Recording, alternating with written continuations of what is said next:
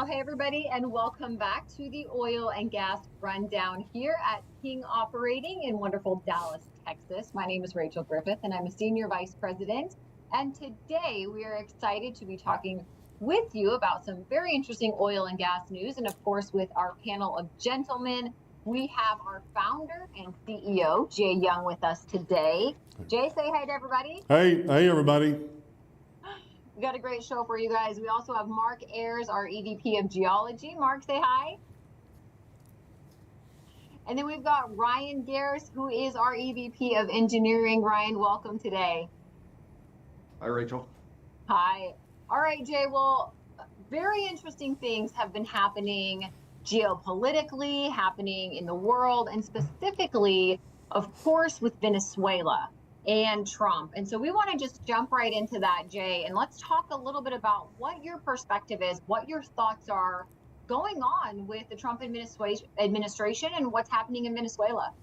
Well, hey, thank you, Rachel. I appreciate that. And I tell you, I just keep thinking about, what's the big reason why Trump wants to go into Venezuela? A lot of risk about coming over. Matter of fact, they came in and captured on my birthday, so therefore it's like they take a lot of risk.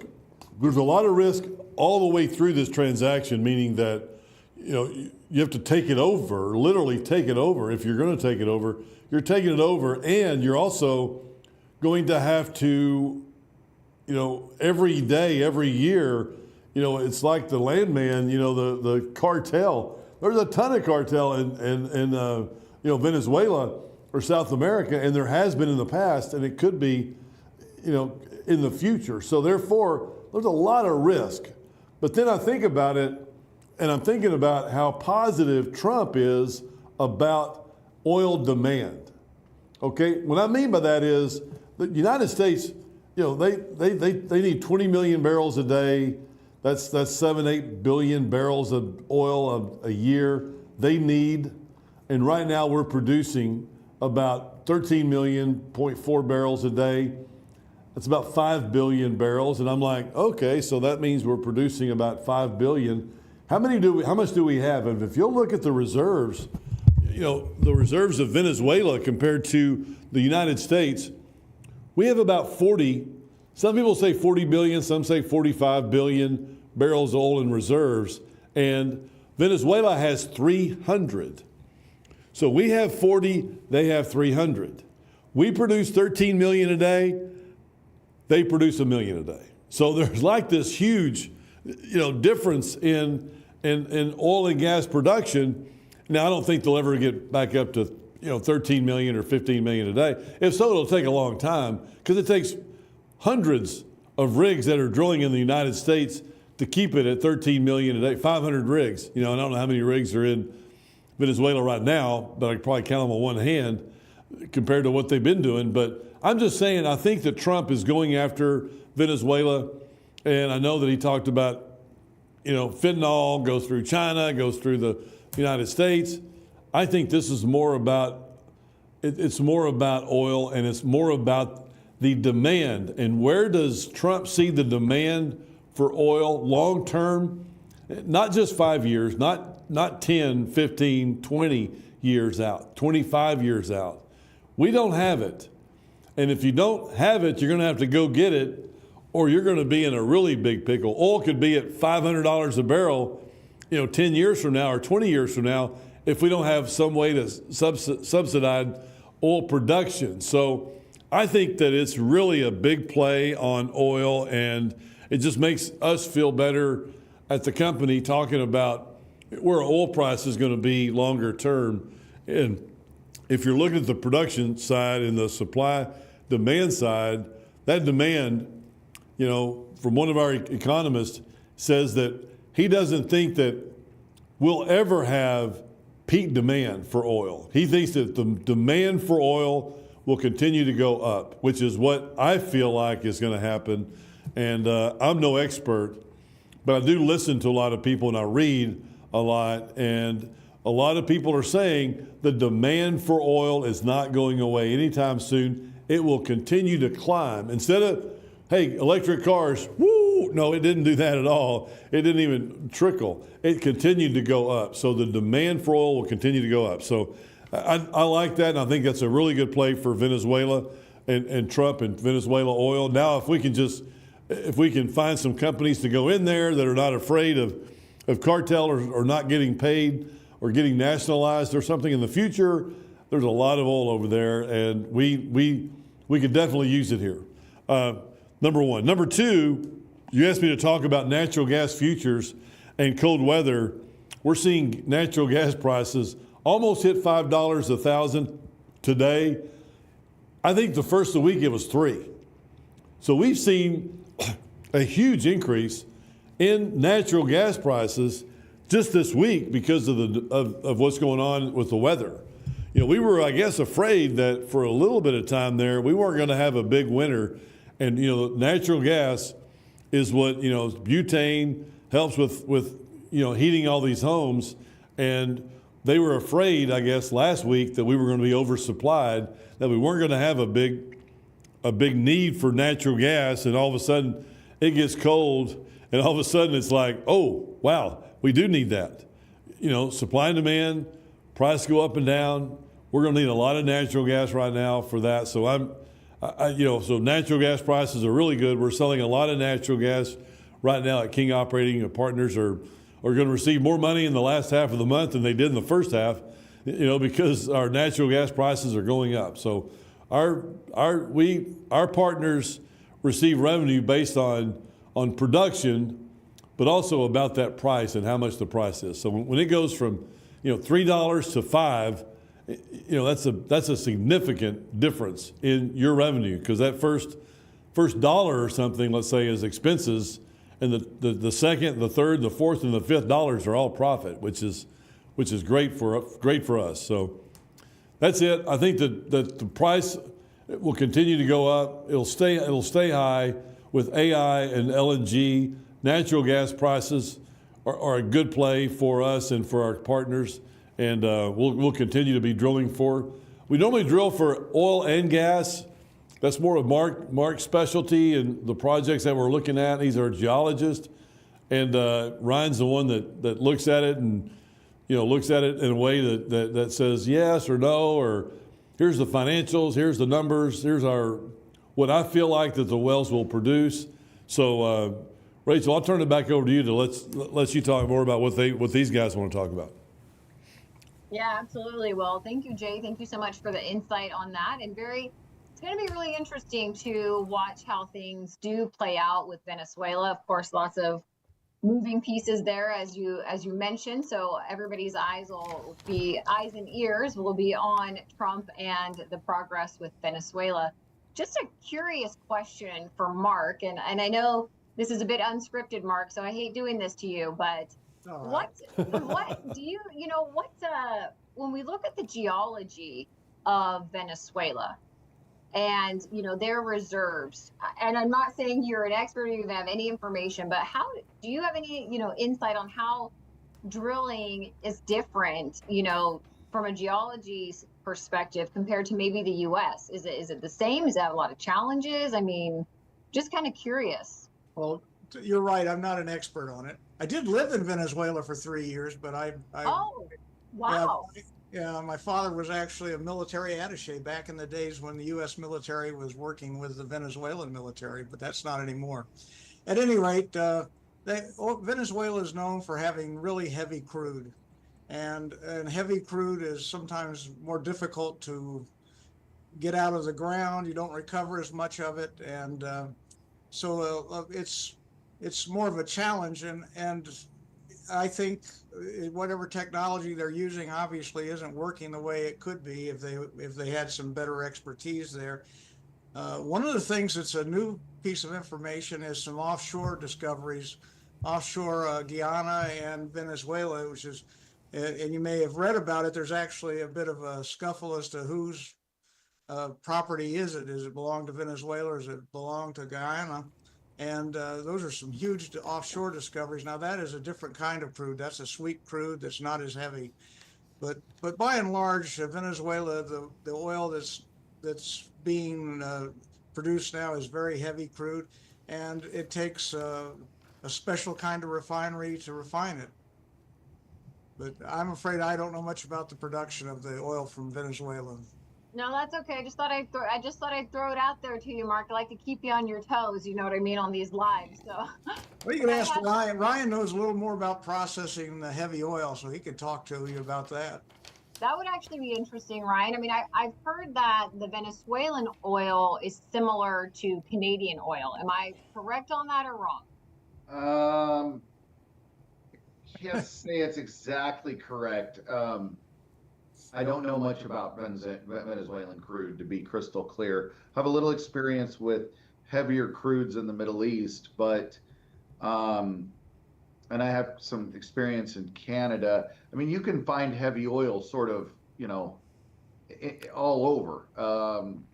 The Venezuela just has a high percentage of it, and it is difficult. Well, not difficult to refine. It requires special refining processes, and I'm not a refiner either, but I know it requires a lot of naphtha to be blended into it and things like that. So it's yeah, that's really all I know. I'm not really a Venezuelan crude expert by any means.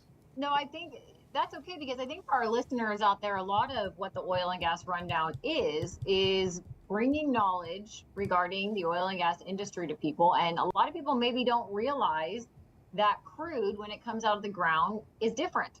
It's actually what we use: heavy, sweet. I mean, these terms. So, do either of you just maybe want to explain just briefly kind of what type of crude there is that Well, people can sure. understand? Yeah, you bet. So heavy versus light. Heavy crude is viscous, thick crude. Generally, what we would refer to in the industry as low API gravity crude. Um, Light crude is just like it sounds like. It's lighter. It's higher API gravity crude, as we refer to it. Um, and it's less viscous, typically easier to refine. And then there's the whole light sweet thing, or the sour sweet thing as well. Sour crude is high sulfur crude. Sweet crude is low sulfur crude. No, that's wonderful. That I think those are the great bits of information that we're able to give people about just kind of understanding the drilling industry better. So thank you for that, Ryan. Ryan, we're actually going to talk a little bit now about some more engineering things, which is your actual designation in the oil and gas industry. So let's talk about going back to cold weather and weather changes. Of course, it's getting cold now. What does that mean? Like, what kind of stress on field operations does that have, and how do extreme cold temperatures affect drilling efficiency? Maybe, the equipment that we're using, project timeline, things like that. Sure. Well, cold is definitely a challenge. The extent to which cold is a challenge depends on a lot on where you are. Obviously, temperatures that would cause us a problem here in Texas, folks in North Dakota or Canada wouldn't even bat an eye at. So, having said all of that, there is a significant challenge with it. If we think back to 2021, that was one of the reasons why the brownouts in Texas were, in theory, worse than they needed to be. Right, the power got cut off to the oil fields and gas fields in West Texas, some of them, and they weren't able to get them back on during that cold snap, and the power plants starved for feedstock. So what does the cold really do? Without getting too far out into the gory details, we're not freezing the crude oil. That's not a problem. And our natural gas isn't, our methane isn't freezing. What's really freezing is the water that's involved in the process for the most part, or instrumentation on surface if you have an ice storm, that kind of thing. The convenient part is that oil wells and gas wells, they carry a lot of heat to surface with them. Our reservoirs are actually quite hot. But what happens is that as the oil and gas runs through the process equipment and we drop the pressure in it, it cools, and the longer it's on surface, things cool, and then you can get a lot of freezing issues. The way that we combat that primarily is with insulation to keep things warm if things go down temporarily, or if there's enough temperature carrying through our process equipment. The insulation prevents freeze ups. We also use some chemicals like methanol, which is just more or less a type of alcohol. And it's that lowers the freezing temperature of things so that it doesn't freeze up. We have some ability to thaw things out if they do freeze. But really prevention is the key. Once things freeze in the middle of a cold snap, it can be very difficult to bring them back on. So our fields are appropriately designed to the best of our ability to what's economically feasible to prevent that from happening. That doesn't mean that we don't have issues when it gets very cold, especially when it's cold for a long period of time. But we prepare for it. We stock up on our methanol. We make sure that insulation's in place where it's needed, and we do our best to keep things running. Last year, as a company, we didn't really have any major issues from our cold snaps. So we're gonna get ready and hopefully this weekend when the cold comes, we don't have any major issues this weekend either. So Yeah, that's great, Ryan. Yeah, definitely proper weatherization out at those rigs is key. And yeah, I am laughing. I'm sure the Canadians and some of our fellow drillers in the Bakken are laughing at what we deal with in Texas. Nothing compared to them, but I mean, but in those extreme cold environments, they have heat tracing and even more insulation. They build buildings around the instrumentation and controls on their process equipment, and they have intrinsically safe heat in there that won't start a fire, and they go there's a whole nother world of preparing for cold that wouldn't necessarily make a lot of sense in Texas, but we do prepare. Yeah, that's great because we are getting some cold weather coming up this weekend, and so I love that, and I love our track record. I know last year I think was a bit definitely a little colder last year, and so wonderful to hear there was absolutely no issues, which means got a great team out there making sure that everything is done to the best of our ability. So I love that. Thank you so much, Ryan, for just sharing a little bit about the engineering side. We're going to hop on over again to Mark. Mark, were you ever up there in the cold when they were doing the wells in the Bakken? Not in the, well, I was in North Dakota, but that was actually before the Bakken play. When I was involved in the Bakken, we sent Ryan out. Okay. I spent a little time up there in the cold. No, years ago when I was with Conoco, I spent many cold days in North Dakota, but I haven't done that in a long time. Keep you down here where it's a little warmer now, guys. All right, little warmer down here in Texas. Awesome, Mark. Let's talk a little bit about geology and drilling, and I really want to talk about horizontal fracking, right? And going into really specific targets in very small areas sometimes. And, we talk about geosteering to stay on target and precision, but maybe you can just talk a little bit more about, some of the tools or science or things that you use or advise our team with to really keep those horizontal fracs on track. All right. Well, I think the steering of the horizontal wells is really quite a challenge when in North Dakota, for instance, 3-mile laterals are not uncommon. So you drill down 10,000, 11,000 feet vertically, and then you drill out 3 miles laterally. And the question is, when you're drilling that far, how do you stay in a very narrow zone? If you want to be in a 30, 40-foot thick zone, that's quite a challenge to stay in that zone. And so how do you do it?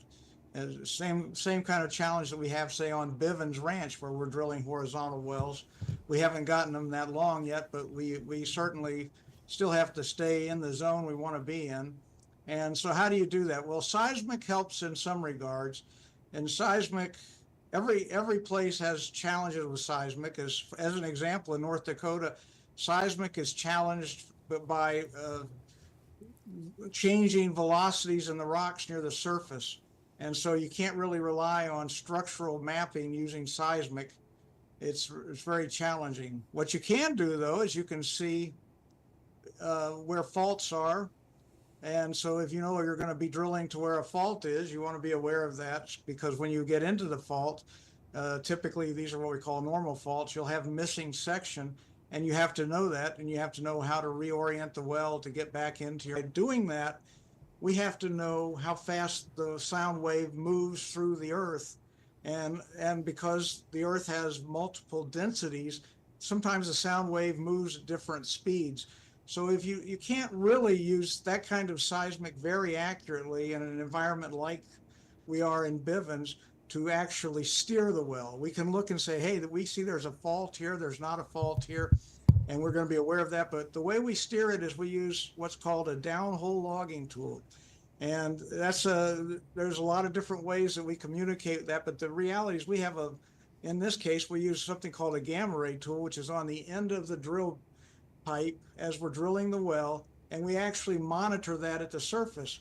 And because we know what that signature looks like in the vertical well, then we think we are doing a good job of trying to steer the well. Say if it gets very low gamma ray and we know that means we're in the right interval, then we don't want to be drilling in a place where there's a high gamma ray, so we adjust the well to get where there's a low gamma ray. I know this is an awful lot to understand if you're not familiar with the concept of logging, but the fact is we have very sophisticated software now, which is rather remarkable, that actually allows us to go in the horizontal well and steer in a specific interval and know whether or not we're staying in the zone we want to be in, Rachel. And I really, to get it, it's sort of hard to get too technical on that because for people to understand it, but it's really a critical thing that we do. And we also do something called mud logging, where we actually have people that are catching the samples that are, as we drill the well, up at the surface, and we look at what samples we're getting in to see if we think we're in the right interval also. So we use those three things together: the seismic, looking largely for what we call geohazards, which would be faulting, that kind of thing. The geosteering, where we use gamma ray logs on the end of a drill bit to try to see if we can tell what formation we're in. And then the mud loggers, where they actually catch the samples and look at what zone we're in. And so we use those three things together and try to stay in that 40-foot interval over 1.5 miles. And if you think about it, that's a pretty daunting thing to be able to do. But thankfully, it's not that we're brilliant at it now. It's the technology of drilling has gotten so sophisticated. Horizontal drilling, and Ryan could talk about that. I mean, the idea that we could drill a 3-mile lateral when we first started in the Bakken, I thought people would have laughed at us. And now it's routinely done because they've gotten so sophisticated at how they're able to drill, and drill them very quickly too. Ryan, how long did it take for us to drill a 3-mile lateral? It was pretty short, as I recall. Yeah, it wasn't long. Couple weeks is all. Less than 3. Wow. No, that's incredible. I think the technology, I mean, you guys know firsthand how much technology has really changed the entire probably landscape and ability in oil and gas. I mean, it's quite incredible, and it's very impressive. Mark, that was actually a really good overview of those 3 processes and steps that we specifically you guys are using as well on the operations side. And really, I think, we're seeing that in Bivens Ranch. We're seeing our accuracy. We have, of course, the 2 wells that are already in and producing, and 2 more that you guys have just kind of begun, and hopefully will be finished up in the next month or so. But I mean, really putting that technology to good use and seeing some great results. It's very exciting. Very exciting. It is. It's what makes this business fun. Yeah, absolutely. Absolutely. So, Jay, are you still with us over there? I'm here. I'm still listening, man. There's some great information. I mean, we have put together, you know, to be at this level and to have the team that we have put together. I mean, Steve, I'll give Steve Mulligan all the credit because Steve worked with Bill and so forth. But to bring on these kind of guys, I mean, we're just now bringing on another guy, a reservoir engineer, financial analyst type, that Ian, that is coming on board. And I mean, these guys are world class. They're extremely smart. Hunt knew that when he hired them. He made them smarter, and then you know, just said, hey, well, you guys can retire, and so they did. And then they took early retirement and said, hey, I got one more or two more in me, whatever. And they came over, and they're just incredible people that we're very, very excited about having this kind of level. You know, 'cause we're going to spend, I mean, our goal is $150 million on 2 projects this year with the Bivens and the Mid-Continent. And to spend that kind of money, I mean, you've got to put together some really great people to make sure that you're picking the right location, you're picking the right formation, or when you're frack and all the other things that go along with it. And I mean, it's like the Bivens wells that came in. I mean, those things, you know, Ryan knew that formation. He knew the pressures. He knew that. And I don't want to say that the people I've had here in the past would have screwed it up. But if I would have done it, I know I would have screwed it up. But Ryan kept it producing, and I mean, it was just like very, very smart, you know, putting things together and asking questions and not just you know, playing with a joke just to see what it would do, you know, knowing beforehand what's going to happen based on, you know, experience and education. So these guys are really great, and bringing on people like Rachel as well to help with our business development, and it's just going to really help King Operating be the type of company that everybody's proud of. And when we start talking about our divestitures every year and talking about, you know, the manufacturing of oil and gas projects and what we're going to do in the future, it's going to be really exciting, and it's going to be really very, very good for a lot of people. So yeah, we're really excited about it, and thanks Rachel for having me on today. Of course, yeah, we are very excited about what 2026 looks like. Of course, great team here, always incredible to work with these gentlemen and to have them on and just to learn and listen to their wisdom, and very, very blessed to have them leading our operations side. And I mean, look at Ryan. He would never play just to play with, you know, the controller stick or the pressures just for fun. Look at that. He is a serious man. Okay. I know Ryan is an engineer to the bone. Is that right, Ryan? I guess so. Yeah. Sorry, I gotta mess with Ryan just a little bit. I know, we're gonna keep messing. He knows I like to tease him just a little bit, but we've got to love our engineers out there. They are brilliant, and we're very appreciative for them. And of course, the geologist, Mark.